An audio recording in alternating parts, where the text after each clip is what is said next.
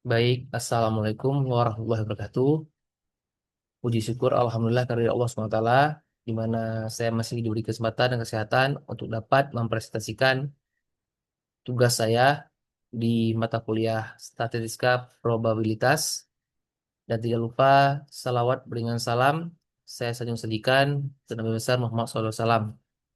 Baik, langsung saja perkenalkan, nama saya Muhammad Rizky Maulana. Saya akan mempresentasikan mind mapping statistika probabilitas yang mencakup 5 materi utama, yaitu pengantar statistika, penyajian data, ukuran pemusatan, ukuran lokasi, ukuran penyebaran, serta skewness dan kurtosis. Materi ini yang penting karena statistika membantu kita mengolah data menjadi informasi yang dapat digunakan dalam pengambilan keputusan. Baik, izin saya share screen. Bu, berhubung saya sedang bekerja di lapangan, kebetulan saya bekerja di instansi pemerintahan yang harus menjalankan tugas di lapangan yang mungkin tempat saya bekerja sekarang tidak ada kurangnya sinyal jaringan internet dan juga listrik. Jadi saya usahakan semampu saya untuk dapat menyelesaikan tugas dan juga menyisihkan waktu karena mungkin momennya tidak pas di saat saya UTS, saya juga harus menjalankan tugas negara. Jadi eh, saya tetap eh, ingin berkontribusi, ingin menyelesaikan apa yang saya buat. Jadi sebelumnya saya sudah menjalankan tugas yang lain, saya sudah menyelesaikan tugas yang lain.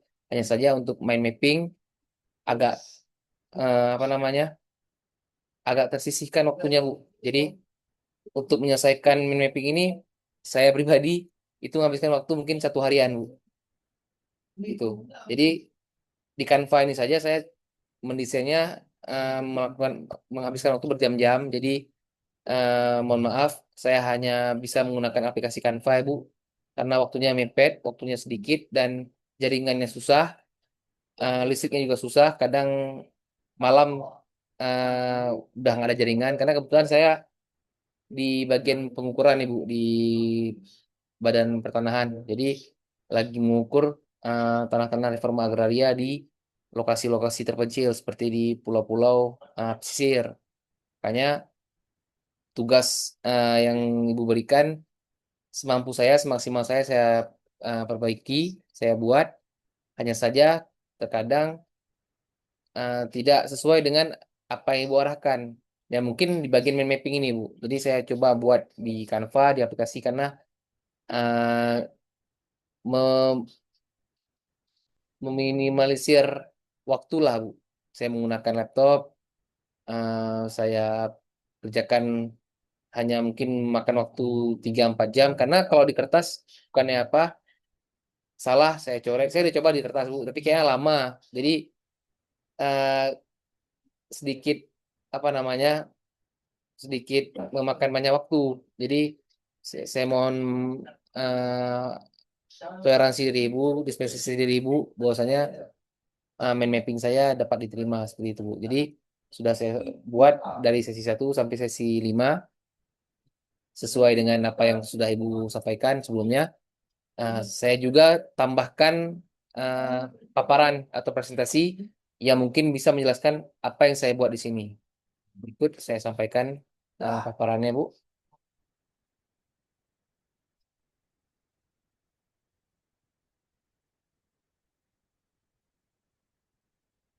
Baik, saya telah membuat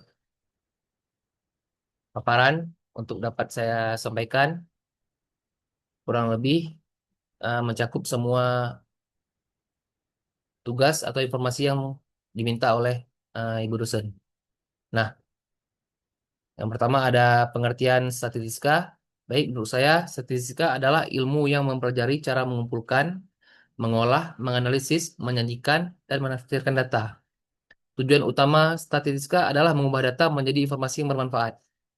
Dalam bidang manajemen, statistika sering digunakan untuk menganalisis penjualan, kepuasan pelanggan, maupun kinerja perusahaan, sehingga keputusan yang diambil lebih tepat dan berdasarkan data, tidak sembarangan. Semuanya by data. Nah, Di slide 3 yaitu penyajian data. Setelah data dikumpulkan, langkah berikutnya adalah menyajikan data dalam bentuk yang mudah dipahami.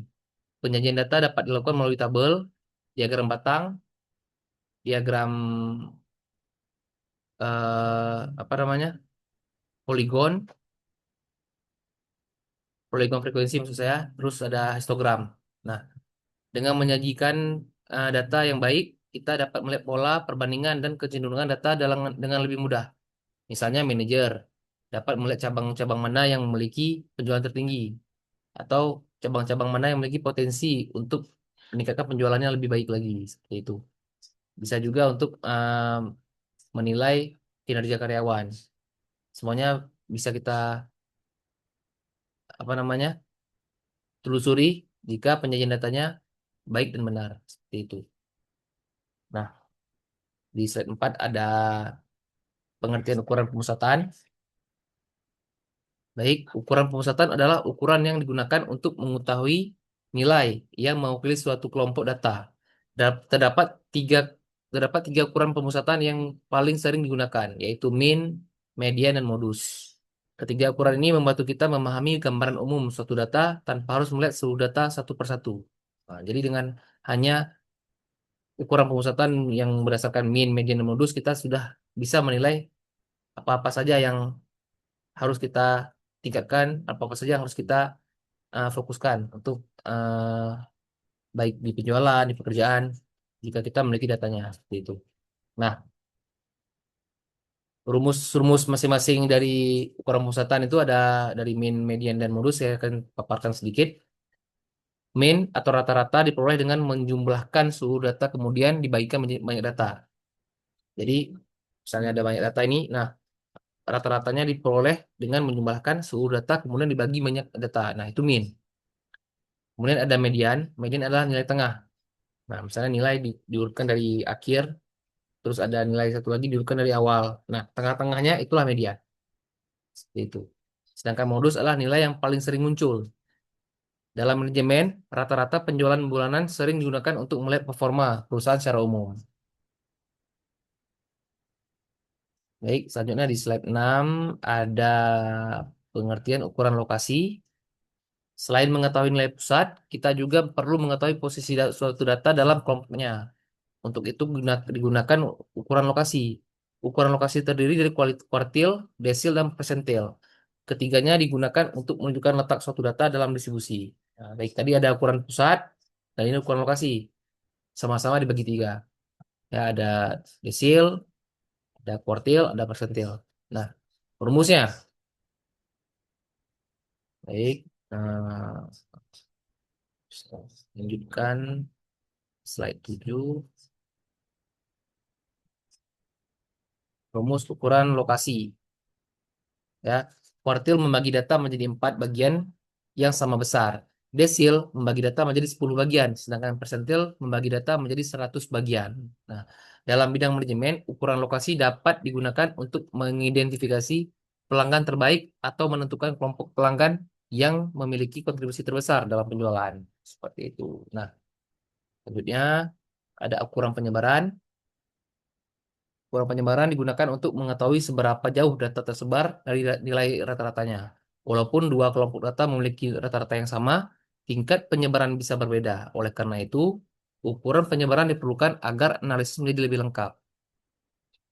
Nah, selanjutnya, di slide 9, ada rumus ukuran penyebaran. Ya, baik, saya jelaskan sedikit. Beberapa ukuran penyebaran yang umum digunakan adalah range, variance, standar deviasi, dan koefisien variasi. Range menunjukkan selisih antara nilai terbesar dan terkecil. Variance dan standar deviasi menunjukkan tingkat penyebaran data terhadap rata-rata. Sedangkan koefisien variasi digunakan untuk membandingkan tingkat keragaman beberapa kelompok data. Ya, mungkin kurang lebih seperti itu penjelasan saya dan ada di selanjutnya skew news atau kemencengan. Nah, ini digunakan untuk melihat arah distribusi data. Jika distribusi menceng ke kanan disebut skinus positif dan jika menceng ke kiri disebut skinus negatif. Sedangkan jika distribusi seimbang disebut distribusi simetris. Dengan melihat Skenius, kita dapat memahami karakteristik data dan mengetahui apakah data cenderung memiliki nilai ekstrim pada salah satu sisi. Nah, selanjutnya ada kurtosis. Kurtosis digunakan untuk mengukur tingkat keruncingan distribusi data. Leptokurtik, leptokurtik memiliki puncak yang tinggi dan runcing.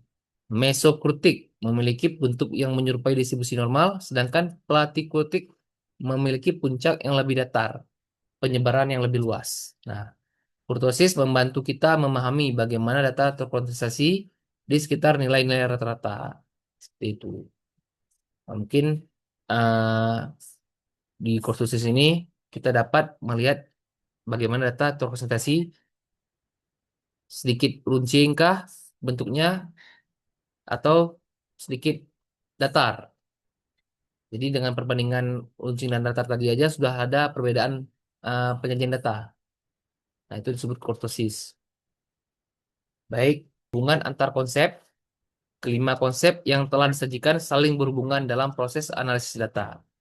Analisis dimulai dari pengumpulan data, kemudian data disajikan agar mudah dipahami. Selanjutnya digunakan untuk pemusatan untuk mengetahui nilai representatif.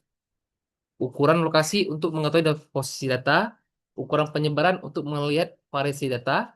Setelah itu, Skenius dan kurtosis digunakan untuk memahami bentuk distribusi data. Seluruh informasi tersebut menjadi dasar dalam pengambilan keputusan yang lebih tepat. Seperti itu. Baik, kita sampai di slide terakhir, yaitu kesimpulan. Sebagai kesimpulan, statistika memiliki peran penting dalam mengolah data menjadi informasi yang bermanfaat. Ukuran pemusatan membantu mengetahui nilai pusat data. Ukuran lokasi menunjukkan posisi data. Ukuran penyebaran menjelaskan tingkat keragaman data. Sedangkan Skenius dan kurtosis membantu memahami bentuk distribusi data. Dengan memahami seluruh konsep tersebut, kita dapat melakukan analisis data secara lebih baik, mendukung pengambilan keputusan yang lebih tepat, terutama dalam bidang manajemen. Sekian presentasi dari saya. Lebih dan kurang saya mohon maaf. Saya terima kritik dan sarannya. Terima kasih atas perhatiannya. Wassalamualaikum warahmatullahi wabarakatuh.